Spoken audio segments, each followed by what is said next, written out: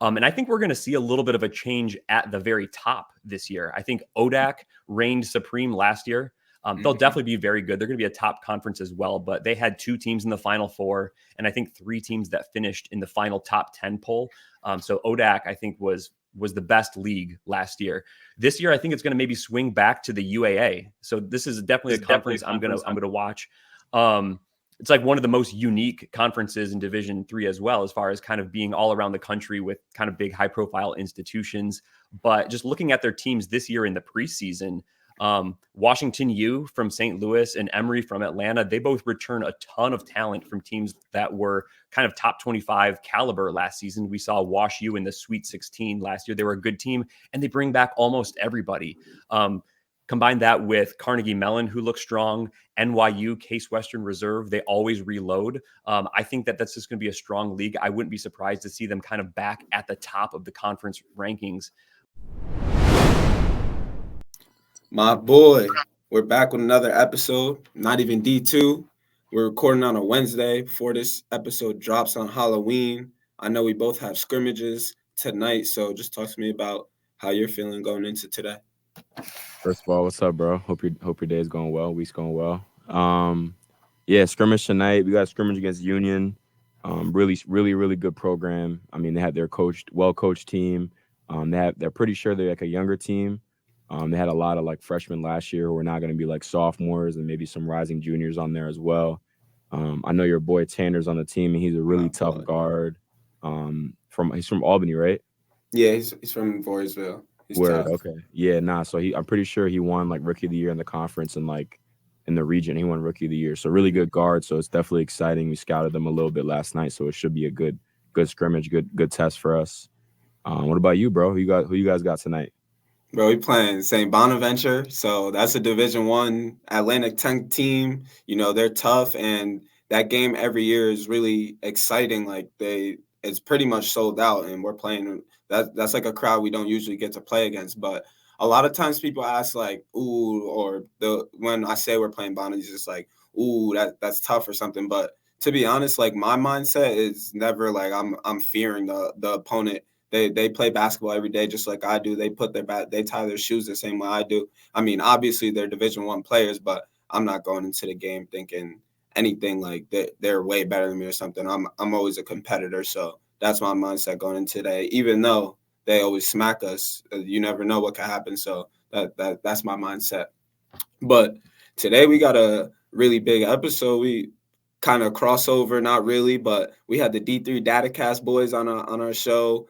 Matt and Zac Snyder, they do a great job with their show, D3 Datacast. Definitely go subscribe to that podcast. They do a good job covering Division III sports. And we're going to talk a little bit more about the episode, but we're introducing a new segment. We don't have a name for the segment yet. So if anybody listening has a cool title idea, we're not looking for anything corny. Some fire for this segment. We'll definitely be looking for that. But basically, what we're going to do today is 2 important questions for, it could be about the Division III season. It could be about a specific conference, a specific team, player, anything. And we're going to both expand our ideas or give some questions, thoughts about this specific topic. So today, during the episode, we wanted to give our takes, but I feel like we gave them already. So we're not going to do it in the intro. We're going to kind of shift over to these questions. And since we were talking in the episode about the Empire expansion, that's the conference we both play in, I thought it would be cool. We start with 2 teams that are being added into the Empire, and we're going to do like a question for those teams, not necessarily like how are they going to be the best team in the league, but something worth thinking about for them going into the season. So I'll start, and I'm going to start with Brockport. And Brockport has a lot of expectations going into this year. They're only losing 1 player based off their roster, and Tyler Cowie. He was a 5th-year guy. They're having a lot. Their head coach is in his 2nd year, so they'll be hearing the same guy for a 2nd year that always does a lot for chemistry and other things regarding basketball. But my question for Brockport is they were from the SUNY, and the SUNY is like, I'd say compared to us, a more fast tempo. They got more athletes in that conference. It's not as structured as the Empire 8. And Brockport's one of those teams that has built their identity on getting after on defense, one-on-one defense, one-on-one on the other side of the ball too. They love to play at a fast pace, and playing against them back-to-back years, you definitely feel that in the game. They like to get up and down. So my question is, how does their style translate to the Empire 8? I was looking at some of their stats. So they averaged just under 10 steals per game, and that would have led the conference in steals. So that's definitely one of their strengths. But something I noticed is their assist to turnover rate was 0.9, and that would have been in bottom 3. Funny enough, that's in front of Alfred and Hartwick. But either way, that's not the greatest number for assist to turnover. So I'm really curious to see how Brockport kind of translates or shifts their style or identity to be one of the top teams in the Empire 8. Yeah, those are all great points. Hard to follow up that, but one question, I have a quick question, really. So they brought in a transfer from Morrisville, Ja'Kai Lucas, and he was really good. I thought he was really good when we played against them last year. We lost to Morrisville, unfortunately, and he had a really good game against us. And I'm pretty sure he finished the year off pretty well. So I'm pretty sure he averaged 15.4 points a game, which is really good. So I'm interested to see how they fit in. I heard about another guard that they had from Rochester, Tony Arnold. He's a really good player from what I've heard, but I've never played against them. I watched their game last year, Alfred against Brockport, but again, they're kind of new, so I don't really know much about them. But I've just heard that, like you said, they love to guard, press full court, guard one-on-one, and then they're gonna attack you and get to the rim. I was talking to my boy that played. They scrimmaged them. It was U of R versus Brockport the other day, and they scrimmaged them. And he said a lot of their points were coming from the paint. So, that's how they play, and I'm just excited to see how they look. Yeah, I mean, one matchup in the Empire that I'm definitely looking forward to is Utica versus Brockport, because I see a lot of similarities in the style of play. So that's definitely something I'm going to be looking forward to watching. And we love that Brockport's now in our conference. We love the competition. But now over to SUNY Poly. They're bringing back their 2 all-conference players, Czech Tor, who I've watched film on. He's OD. He averaged over 20 points per game last year. And Anthony Rose, who averaged 18 and 7 last year. So both really good players and really, really good years. They're both back for this year for SUNY Poly. I think Czech was in the transfer portal, but I'm pretty sure that he's back this year. And they've been pretty dominant in the North Atlantic Conference. They were 29-11 the last 3 years, back-to-back runner-ups in the conference championship. But my question for them is, how quick can they adjust to the strength of schedule in the Empire 8? And this is nothing against the NAC. The NAC has really good teams. I mean, you talk about like Poly or Cobleskill. I know that both of those programs are really good. They have high-level players. But I think it's pretty a consensus that people believe the Empire is a better conference than the NAC. And there's not going to be games where you can just, you're lining up for Sage, and usually that'd be a lower team in the NAC, but now you're playing Sage, who's expected to have a really good year. So how can SUNY Poly adjust to the strength of schedule every night? You're going to be playing a really good team. And I noticed through their schedule that the past few years, when they have played Empire 8 schools, they've been under 500. They lost to you guys and Sage in back-to-back years. So that's definitely going to be something I think that they can overcome, but it'll be interesting to follow how they get adjusted to that strength of schedule. 100%. Good point. I mean, Poly's a good team. I'm pretty sure they brought in a good amount of transfers this year too. I mean, first off, they brought in Damar Miller from Morrisville. Again, he was their starting PG last year. Again, Morrisville beat us, so he played well against us last year. But he's a pretty solid guard from Syracuse. And again, another transfer they brought in. I don't know how to say his full name, but everyone calls him Mark, and he's from Utica. Mark Merchant. He went to a JUCO out in like New Mexico, I think, or something like that. But he's a really good point guard. Everyone talks highly about him out here in Utica because he's from the area. So they're telling me that he's a floor general. He can shoot it. So I'm interested to see how the transfers kind of affect their team and how they have basically 3 guards with Mark, Torre, and Damar now, and how they kind of compete in the Empire 8. So definitely excited to see what they look like this year. Yeah, I mean, those are definitely great additions to Poly, and this is just making the Empire 8 a really, really good conference, which we talk about in the episode.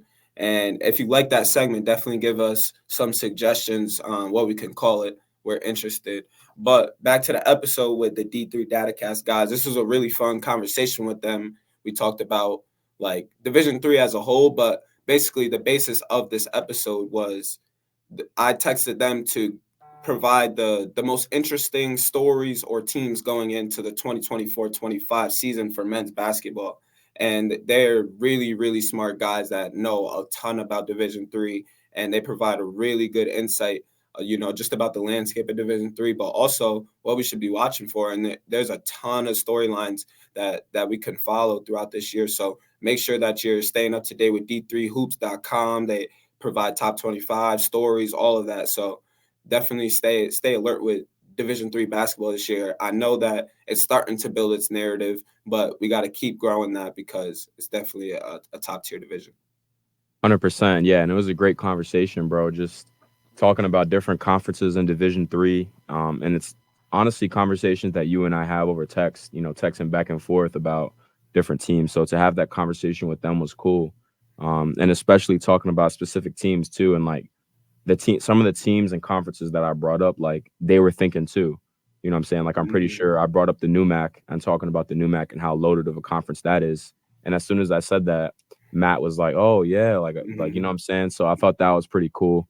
And yeah, it was a great conversation, bro. And it was great to finally link up with them and do a little crossover episode. Yeah.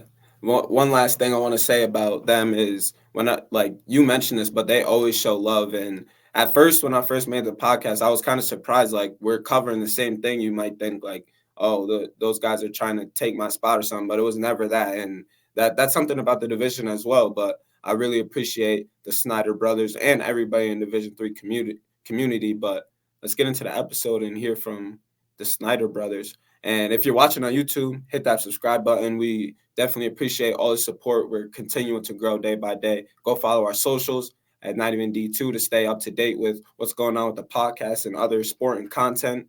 And enjoy the episode. Make sure you like that video too. Don't forget that. Yeah, that's a fact. Go like that vid. But let's get into the episode.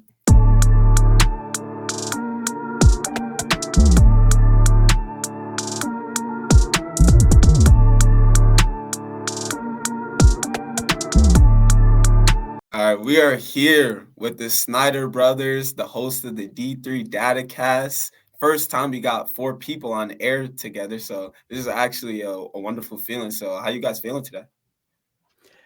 I'm doing great. Love the show. Happy to be on. I've listened to just about all of your episodes. The ones I haven't listened to yet are in my queue, so happy to be joining you guys. Yeah.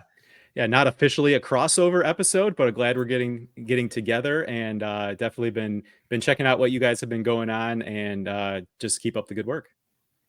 Appreciate you guys. You guys have been showing a lot of love too on the socials, and that goes a long way for just building our own brand and also building the D3 community. So we really appreciate seeing that type of stuff. I just wanted to say that to you guys.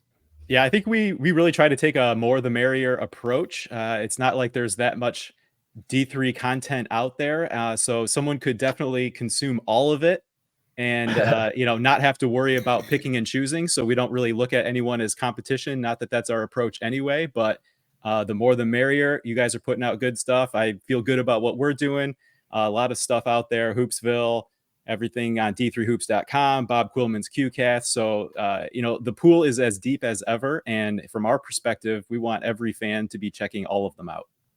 So, I mean, I've been listening to the D3 Datacast. Likewise, you guys supporting us. I'm supporting you guys. I listened to Football MPI this morning. It was a good episode, and the Calvin episode with the head coach. So definitely keep up the good work. But I'm kind of interested to hear, like, if you guys got anything special planned coming up, and if you give us a little sneak peek with that. Yeah, Zach, what do we have coming up next week? We're starting like our in-season shows. So each week we pick like top 5 games of the week. We like make our own picks against that, kind of like you see on ESPN Game Day. Maybe they're making their picks. We try to do stuff like that. Our week 1 show in like 2 weeks, we make some bold predictions for the season. We try to make some hot takes. In general, Zach and I don't get too hot takey with our show, but we try to have a little bit of fun early season. And then I think I don't know when this episode is going to drop here, but late October, early November, we like to highlight like our best 50 games in the early season November. So we have that episode rolling out too. So across Division III, I think there's so many good basketball matchups between conferences, between teams across the country in November in early season tournaments and like that. So we like to highlight 50 really good games right off the bat for D3 basketball fans to watch. And our schedule throughout the season is we have a new episode every Monday morning. Usually we're putting that together Sunday night, but 8:45 a.m. Eastern time on our YouTube channel at D3 Datacast is where we'll be every week. Yeah, so if you're listening, definitely go get all their episodes Monday morning.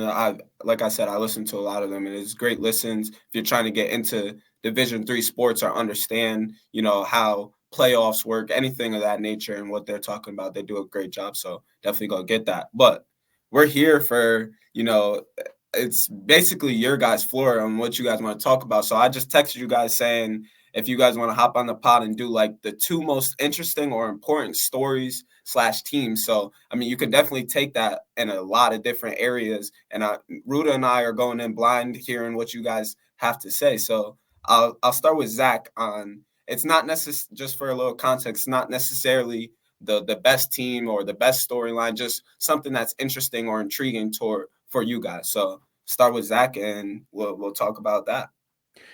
All right, Matt and I did coordinate a little bit just to make sure we weren't going to be duplicating anything. So we have a storyline or something to watch, like, big picture wise in Division III basketball this season, and then a team to watch. So I'll start with kind of my big picture thing. And that's just how many conferences out there that I think have at least like 4 or 5 contenders heading into the season. There's a lot of conferences that have really wide open races for, probably 4 or 5 teams that if any one of them won the regular season conference championship, I wouldn't necessarily be surprised. So a lot of really interesting conference races going to be going out there. So let me just run through because I had to actually make my list to make sure I had, like 4 or 5 teams. I like so it. Let's start out in California. The SCIAC, always a good conference. Right there, I'm looking at Cal Lutheran, Pomona Pitzer, Redlands, and Claremont Mudd Scripps. All I think are going to be contenders heading into the season. Down in Texas with the American Southwest Conference. There's been a lot of conference movement down in Texas. So the ASC is down to 5 teams, but I think 4 of them are legitimate contenders for the conference championship there. Hardin-Simmons, Mary Hardin-Baylor, Laterno, and East Texas Baptist. And the one not mentioned there is Howard Payne, and people I've talked to think Howard Payne will be better than they were a year ago. So a lot to be figured out there in the American Southwest Conference. Up in kind of like the Iowa area, the American Rivers Conference, Nebraska Wesleyan returns a bunch. They're going to be in the mix. Loras, Code, Dubuque, and Central were part of a 5-team picture last year that was really competitive at different times late into the season. All 5 of those were in the mix, even for like an at-large bid. Mm-hmm. And I think that's going to be a similar picture, at least in terms of all 5 being able to compete in the conference championship picture there. The Centennial, kind of similar with a 4-team mix of Swarthmore, Johns Hopkins, Gettysburg, and Franklin and Marshall. That's a tough conference. That is a tough conference. And then, you go to the NJAC, it's always competitive at the top. Again, Rowan, TCNJ, Stockton, Montclair State. And then Ramapo was a team on the rise last year, could be a 5th team entering in that mix in the NJAC. And then, of course, there's the ODAC, right? They've been kind of head and shoulders above, at least last year. Always one of the top conferences, and part of that is just the depth at the top. Of course, Randolph-Macon, Guilford, and Hampton-Sydney were real strong a year ago. Virginia Wesleyan was also an NCAA tournament team. Roanoke, I think, is a team that like the last couple of years has had a hard time like winning against those other teams I just mentioned to really put themselves in that top tier of the ODAC. But if they can start doing that, they're going to be right there.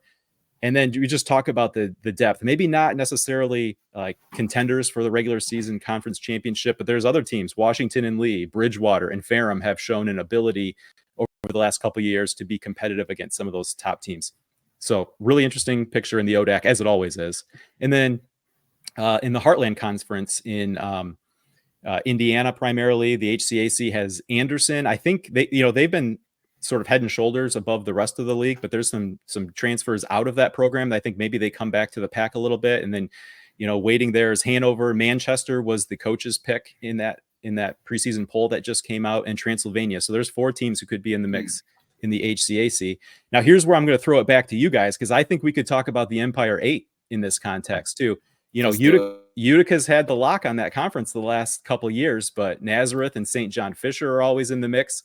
Brockport gets added right in the E8. I think that right there is an automatic fourth team that could be competitive there. And you can't write off Alfred, right, KJ? You can't. No, you can't. You shouldn't. So yeah, I'll start with the E8 because that's definitely an interesting topic we got to talk about. I think that the Empire 8 right now. I listened to the conference rankings that you guys had. It was kind of like mid-tier conference, but I think that adding Geneseo, Poly, and Brockport, that's now going to make the Empire 8 like a top. Either way, it's going to increase the Empire is what I'm trying to say. I don't know a number, but I think it's going to be in the top, 15, 20 conferences in the country.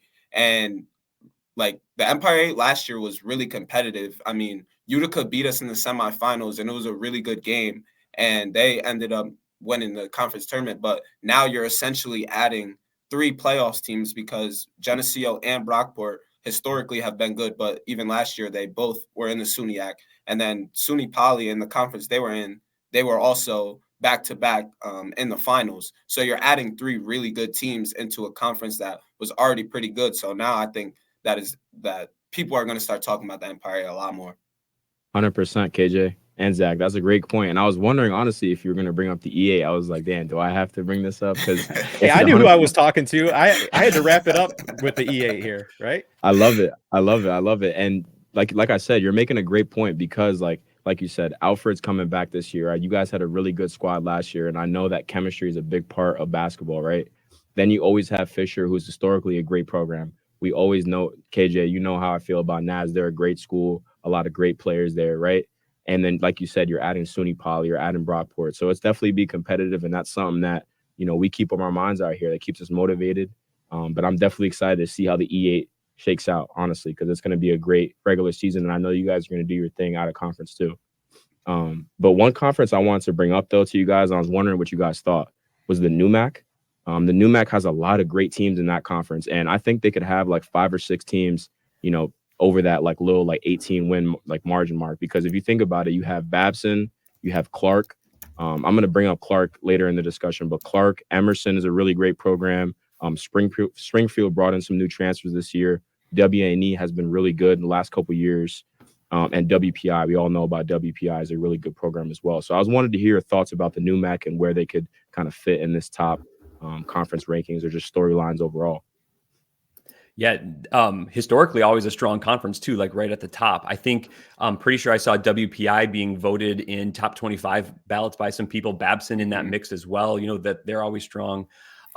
It's for me, it's a conference that's really tough to pick. Like we did an episode, Conference Champions Draft, where we went around to pick. That was fun. One of the leagues. It was one of the leagues. I was like, I don't really know what's going to happen here at the top because they're, like you just said, you named off. That's another league where there's 3, maybe 4 teams that are definitely in the mix where you would not be surprised if they won the conference championship and then going into their conference tournament.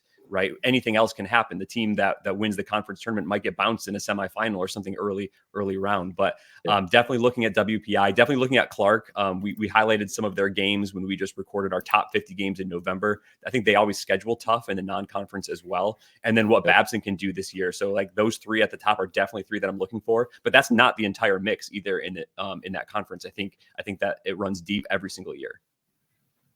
So that's a great start, Zach. I appreciate that. There's a lot of, I think that's another interesting conversation, but I don't want to make it too long about just why there's so much like competitive balance in Division III and across the country at that. So we might need to spend back on that, but I'll hand it over to Matt on what's your storyline or team that you're going to talk about. Yeah, for a storyline, I'm going to kind of stick with the conference theme. One of the episodes we had kind of mentioned that we like to do every single year is kind of power ranking the conferences or do kind of a tier list. And I think we're going to see a little bit of a change at the very top this year. I think ODAC reigned supreme last year. They'll definitely be very good. They're going to be a top conference as well, but they had 2 teams in the Final Four, and I think 3 teams that finished in the final top 10 poll. So ODAC, I think, was the best league last year. This year, I think it's going to maybe swing back to the UAA. So this is definitely a conference I'm going to watch. It's like one of the most unique conferences in Division III as well, as far as kind of being all around the country with kind of big high profile institutions. But just looking at their teams this year in the preseason, Washington U from St. Louis and Emory from Atlanta, they both return a ton of talent from teams that were kind of top 25 caliber last season. We saw Wash U in the Sweet 16 last year. They were a good team, and they bring back almost everybody.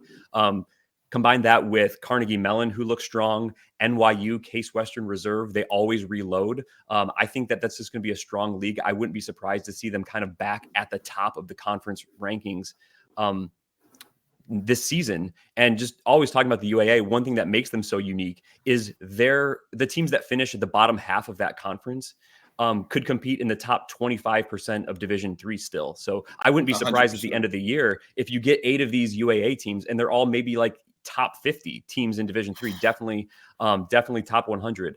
I think there's a lot of conferences out there that these bottom 3 teams in the UAA could win. And it's just it's one of these competitive and not top heavy, but everyone's kind of in the top of Division III leagues. Yeah. Anyone can win. They play this unique weekend schedule because they're kind of flying all over the country to play these games. The road teams always struggle, so you get some crazy results. So just kind of watching those top conference dynamics, I think we're going to see a little bit of power shift from the ODAC, still be a great league, and it's going to maybe tilt a little bit toward the UAA, and we're going to see a bunch of those teams probably enter the NCAA tournament come March.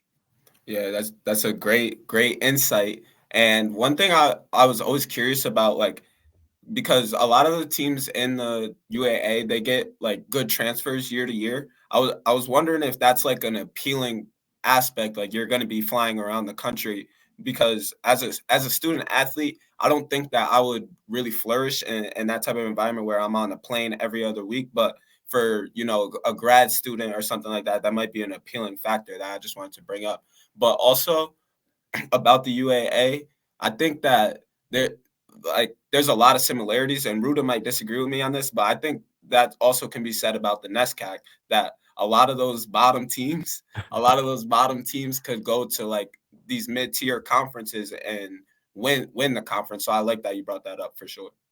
100%. I mean, to talk about the NESCAC a little bit, I mean, we know that's a powerhouse conference every year, right? They have so many great teams. Great coaches, great players. But yeah, and like you said, the UAA is definitely a great conference too. And I like the discussion you're bringing up about, being a student athlete and not thriving in that environment, because like it's an interesting point, because it's like you have to do your homework on a plane or you have to fly, it messes up your schedule a little bit. Mm-hmm. So I was wondering if, Matt or Zach had any other points that they wanted to add to that. I mean, I just know as a student, I was not an athlete, but how much homework I was doing on the weekend. And if in January and February, you're having conference play, and every Friday, Saturday, Sunday, you're flying somewhere, playing 2 games, flying in between cities and coming home.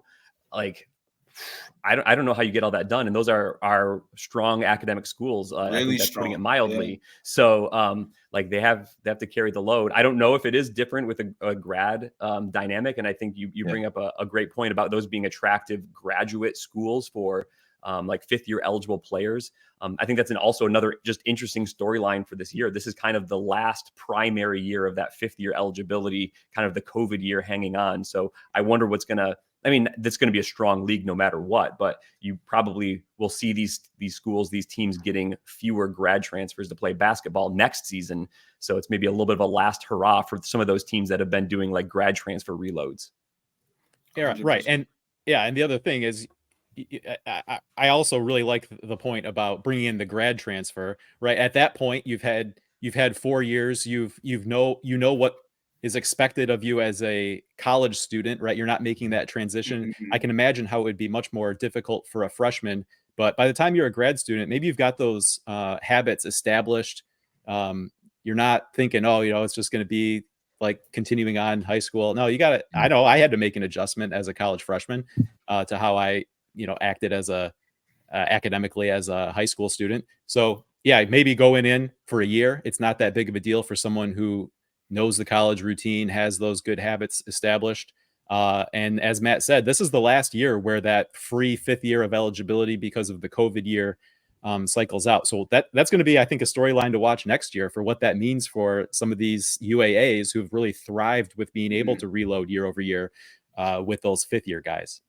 100%. Someone like Coach McGinnis, who his identity is surrounded on going after those grad transfers. It'd be interesting to hear how that changes now that there's not that influx of grad transfers coming into different schools. But all right, so you guys both mentioned that you got a team that you're going to talk about. So I'll let either one of you go, whoever wants to start it. We started with Zach, but if Matt, you want to go, you're free too. So let's hear this team that you guys are going to talk about. I'll let Zach go again because I just talked a lot here. Yeah. Okay, so the team I want to highlight is Christopher Newport. Right, 2 years ago they won the national championship. They entered last year the preseason number 1 for good reason. The roster mostly came back intact, but by the end of the year, that roster looked completely different. You don't know all the dynamics that took place, but some important guys who were on that national championship team and who were on that roster at the beginning of the season were no longer there, and yet turning that over mid-season and relying on a lot of contributions from young players, Christopher Newport was still there at the end of the year, playing for a return trip to the Final Four. That's wild. Right. So they enter this year. I think voters really took note of that. And, Christopher Newport's had a great program for a long time. But, from the outside looking in, not knowing everything, I tell you what, that's a heck of a job John Krikorian did a year ago to be able to weather whatever was going on internally, to put really young players for the most part out on the team and still out on the floor and still be there playing for a Final Four. Just a really incredible story to follow last year. And now here they are, very highly rated in the preseason poll coming into this season. So once again, with a bunch of players who maybe unexpectedly proved it a year ago, coming into this season.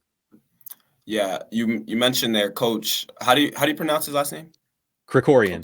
Krikorian. Yeah, I mean, I really think, I'm just watching some of their games. I think he's one of the best coaches in Division III, and his resume speaks for itself. Christopher Newport is always one of those teams you have to pay attention to that could shake up a bracket.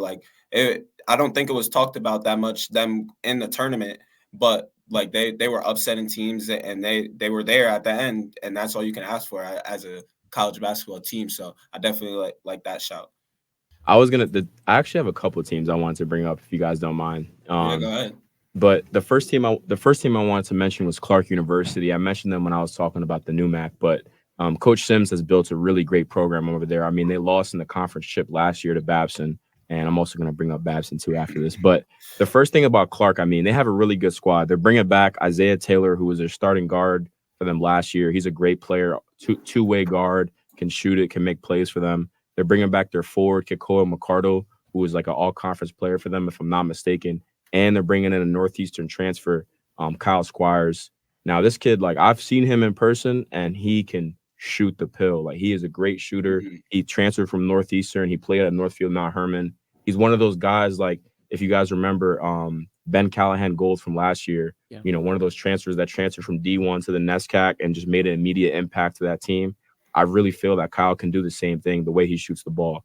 And then, like I said, Babson, Babson's a national powerhouse. We know about Babson, but they're bringing in 2 transfers. Our guy, Alex Stoddard from Williams, who's a great player. That's tough. Yeah, he's going there. And they're bringing in a Brown transfer, Felix Kloman, who started some games at Brown, who made it to the Ivy League championship last year, right? So they're going to be a really good team. And this brings up this, conversation about the grad transfers and the impact that they have on Division III currently.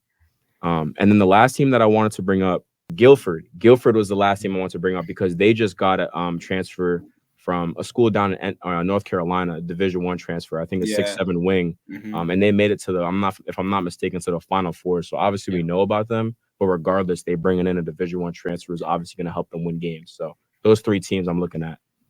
Yeah, that's one of the interesting dynamics. So I am one of the voters in the D3Hoops.com top 25 panel. So I get a ballot every week. And in the preseason, combing through the lists of transfers that we hear about, and then later finding out some that maybe we didn't hear about, you try to insert that into what you know about the team already. And some of these teams like Clark and Babson have had success last season, and historically Guilford we saw in the Final Four.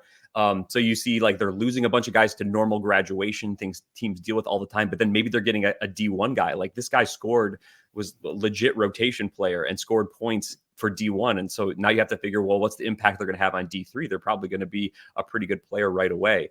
I think that's been a really interesting dynamic for these last 3 or 4 years. And we kind of talked about that transfer thing, just guys that can come in right away and make an impact. And this being maybe one of the last years, but that is really difficult for me as a top 25 voter, because you're trying to make that assessment of like, what are these transfers gonna come in and do? And you figure a guy coming from D1 to D3 is probably gonna play at like a starter level or maybe an all conference level right away, depending on if they were a D1 contributor or not. So I think those dynamics are always super interesting. I think the teams and players that you mentioned are ones that are all on the national radar, right? Like Guilford and Clark and Babson, they've been in and out of the top 25 polls, and they're teams that we expect to be successful this year. So seeing D1 transfers come into programs like that always makes you stop and think like, man, this team has a chance to go on a pretty good run this year if everything comes together. You never know how kind of like a fifth year coming in is going to gel with the team, if they're going to do the same things they want to. But we know that they're good basketball talents. So interesting teams for sure. Yeah. And I really like Clark as a team to watch. They've been a program on the rise, and I think quietly took a step forward last year. And I say quietly because they played some high level games in non-conference play, and came up on the short end, but played competitively like out in Las Vegas against Trinity, Texas, and I believe Case Western Reserve. Where they played competitively. If they get a win in one of those games, suddenly probably a lot more people are recognizing the trajectory they've been on. And, don't be surprised if they take another step forward this year. Yeah. Just to spin back on the CNU, Christopher Newport aspect, I was looking, we're going to tell how good they are. They got a really tough schedule. They're playing some UAA teams, some ODAC teams. I see John Hopkins right here. So their schedule's loaded. And, I mean, they got the university to do that. Just a really competitive overall history. So that's a great shout. And then lastly, Matt, what team are you looking at? Yeah, I'm going to go right to the top of my top 25 ballot. I think they came in at number 2 in the preseason poll that was just released by d3hoops.com. But I'm going to go talk about Wisconsin-Platteville, and they're exactly the type of team that I look for to rank highly to start the season. They were excellent last year. They were in the Elite Eight. They got knocked out playing a road game at Trine. We saw Trine go on to win the national title, and how they lost that game was an overtime buzzer beater. So they were right there at the end in the Elite Eight with Trine, but they return a ton of talent on that team. I think over 90% of their minutes played returns, over 90% of their points played for a team that was on the doorstep of a Final Four. And they're led by Logan Pearson, who's coming back for his 5th year eligibility. I think he's certainly one of the best scorers in Division III. He was a D3hoops.com first team All-American last year. The NABC named him the D3 Player of the Year last year. Over 23 points per game, over 40% on his 3-point attempts. I think UW-Platteville is loaded. They're playing a difficult testing non-conference schedule. They play in the Wisconsin Conference, the WIAC, which is one of the most difficult leagues out there. So they're going to be tested come March. I think they were tested last year, bring a bunch of people back. And I think they're a team that I expect could be right there in Fort Wayne in the Final Four. Obviously, anything can happen. That's why we play the games. We see the season go. But right from the start, UW-Platteville is a team that I'm watching and I think could make a lot of noise nationally as well. Yeah. You mentioned how, they lost on a buzzer beater. It's kind of crazy how, if one little thing doesn't happen, like if that shot doesn't go in, who knows who would have been the national championship last year. But also they open with Calvin, your guys' alma mater. Yeah. So that's definitely going to be on your guys' radar. And I wanted to quickly throw it back to you guys. So they obviously play in the WIAC, which, like you said, is a really tough conference. How does the NPI kind of factor that in? Because obviously there's conferences that aren't as strong as the WIAC, and they have to play those teams every night in conference play. So how does the NPI decipher that sort of dynamic?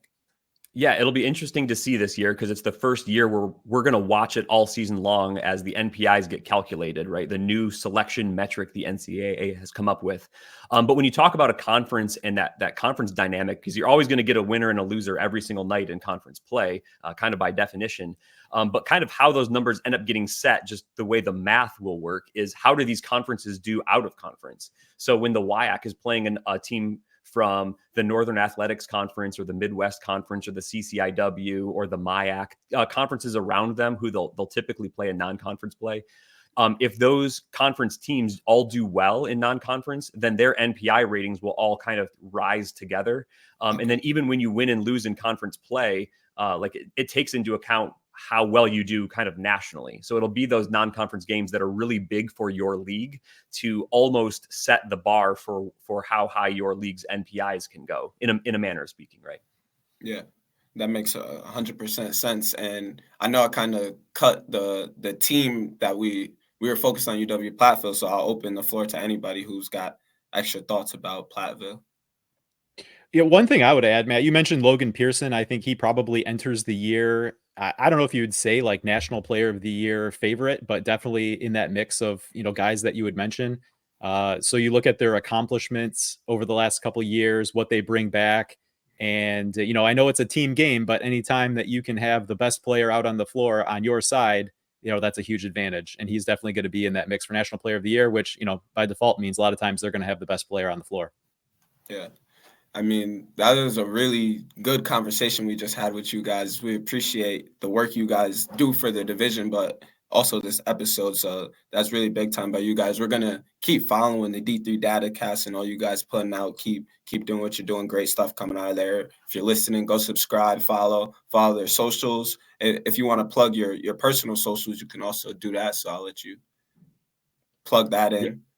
Yeah, in addition to at D3 Datacast, I tweet at FFTMAG. That's Forever Faithful to Maroon and Gold, which is just repping Calvin a little bit. So yeah, I try to post some stuff, a lot of Division III stuff. I obviously like to dive into the numbers and the data and like tournament projection types of things. So that's what I like to do, and I do that mostly on social media, on Twitter. And on Twitter, I'm at Zac Snyder, ZACSNYDER. If you throw the K in there on Zach, you'll get the movie director. And sometimes people forget that, and they're meaning to get the movie director, and they get me. And I can't help them with that. That's funny. Wait, Zach, did I see you tweet about the Lions the other day? Are you a Lions fan? Oh yeah. We're both in Michigan, big Lions fans. So exciting times here in Lions land. Yeah, definitely on the rise, yo. Lions are a great team. I'm rooting for them. They look really good this year. Hey, all aboard. Let's go. Did you watch the Hard Knocks? Yes. Yeah, yes. Great. Awesome stuff. We got to stay in contact about the NFL. Go Steelers, though. Okay. Hey, how about a Super Bowl matchup? I'm here. Let's do it. Let's do it. Well, appreciate you guys and keep up the good work. Thanks a lot. Thanks a lot, guys. Yeah. Thanks for tuning in to another episode of Not Even D2. Make sure you subscribe. Make sure you follow us on Instagram, Twitter. That's the best way to support the channel. And all episodes released on iHeartRadio, Pandora, Apple Podcasts, Spotify, wherever you listen to your podcasts. That's going to do it. And we'll see you next week on Thursday. Yo, bro, that was a fire episode. OD.